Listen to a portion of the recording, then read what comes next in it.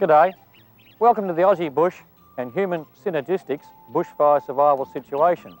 On average, bushfires burn 15,000 square miles of forest, grassland, crops and townships every year.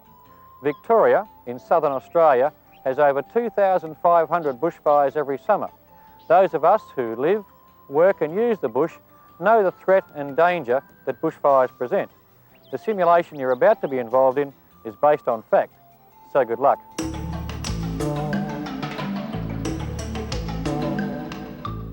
You are on assignment at the Australian office of a multinational firm in Melbourne, Victoria.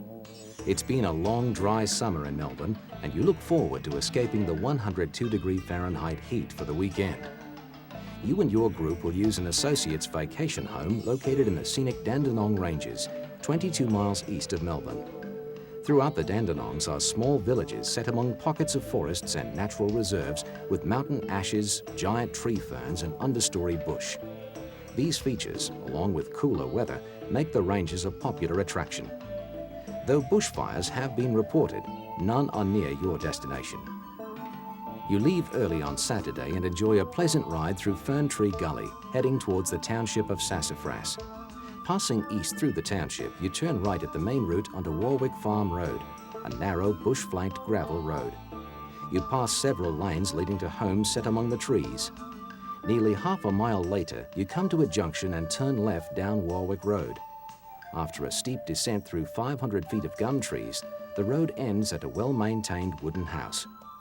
The house has a steel roof and is set in a clearing surrounded by a lawn and small evergreen shrubs.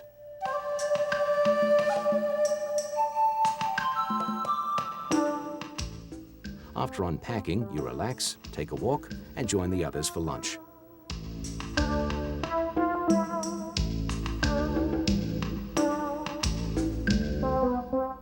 The weather has become unpredictable, with strong, gusty winds. You hear radio reports that these dry, hot northerly winds are generating bushfire outbreaks in the nearby hills. Later, as the group gathers for drinks, the power fails. Tap water is still available from the 1,300-gallon corrugated iron tank, 3/4 full on a stand near the house. Suddenly, you notice smoke. Ash, embers, and charred leaves are falling. The fire appears to be approaching from the southwest. The nearest fire shelter is back in Sassafras. You are dressed in lightweight clothing, shorts, t-shirt, and sandals. Everyone has a sun hat and a handkerchief. Your group quickly looks around for resources to help you survive. Your group has the following items available: an aluminum ladder, 3 sets of snorkels, flippers, and masks, 3 plastic buckets, keys to the car parked outside, 7 woolen blankets, 60 feet of nylon hose, a local map of the area showing roads and walking tracks, pile of jeans and pullovers, 1 per person, fire extinguisher, CO2, grass rake, mop and yard broom, handheld cellular phone, and 1 pair of boots per person.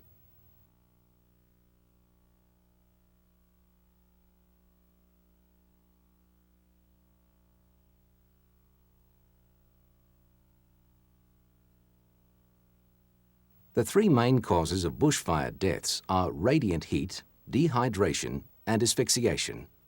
Keeping exposed skin covered protects you from radiant heat, which is emitted from any flame or heat source and peaks and passes in 60 to 90 seconds. To combat the effects of the 2 quarts of fluid per hour that the body can lose during a bushfire, be sure to drink plenty of water, whether or not you are thirsty.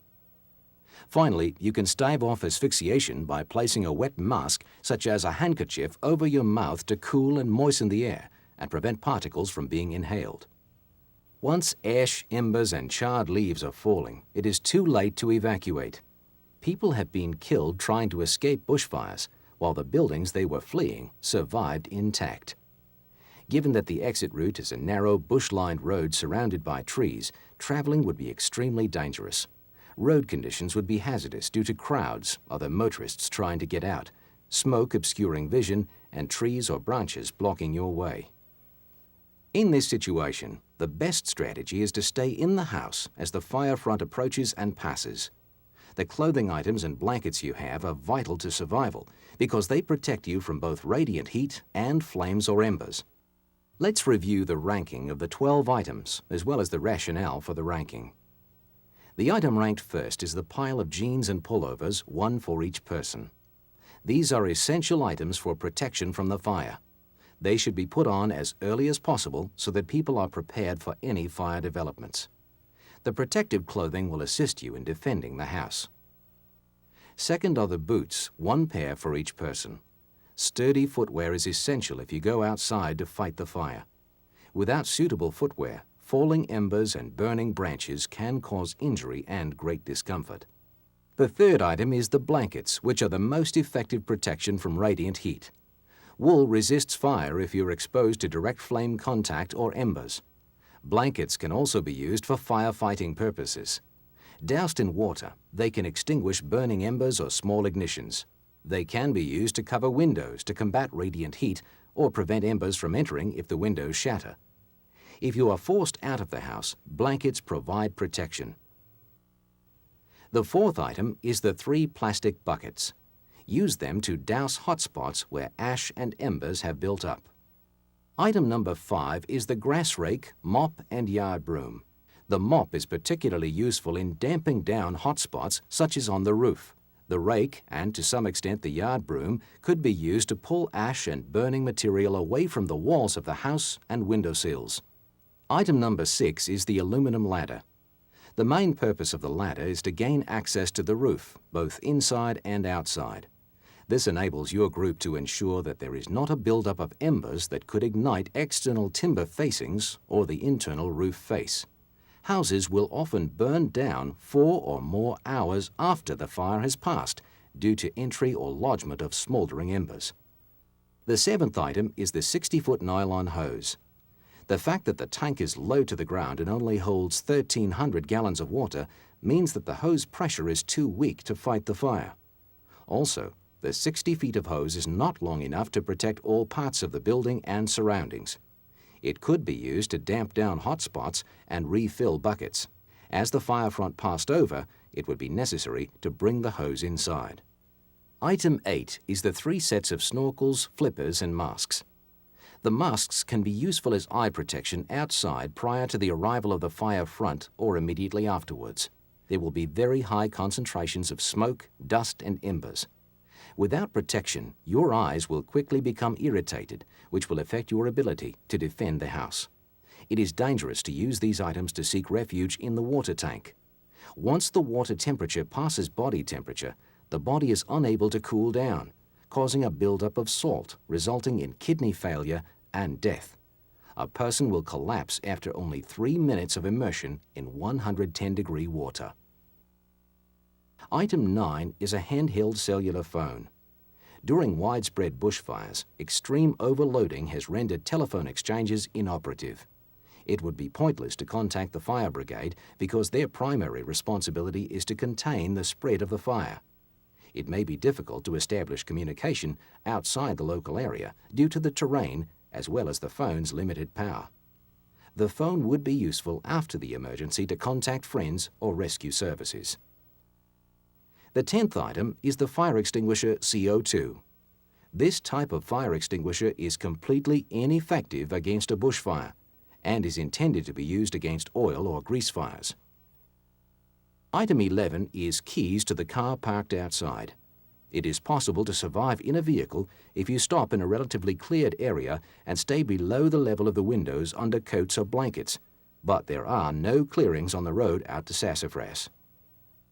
And finally, item number 12 is a map of the area showing roads and walking tracks. Using the map to walk out would be dangerous. The heat, sloping terrain, and the obstruction of bush would affect your speed. With the strong gusty winds, the bushfire could travel at speeds of up to 10 miles per hour and overtake you. Spot fires could make it impossible to travel in the direction you wish to. Out in the open, finding adequate protection would be nearly impossible. Well, I hope you survived, and I hope you found bushfire an interesting simulation. I also hope that you take the lessons you learnt from this back into the workplace for more effective decision making. In summary, we'd like to pass our gratitude to the two experts in this case, Paul Potter and Rick Mackay, headquarters staff from the Victorian Country Fire Authority.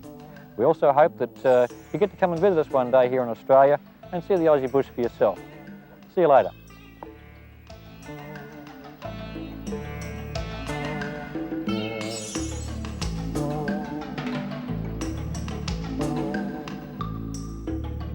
Wow.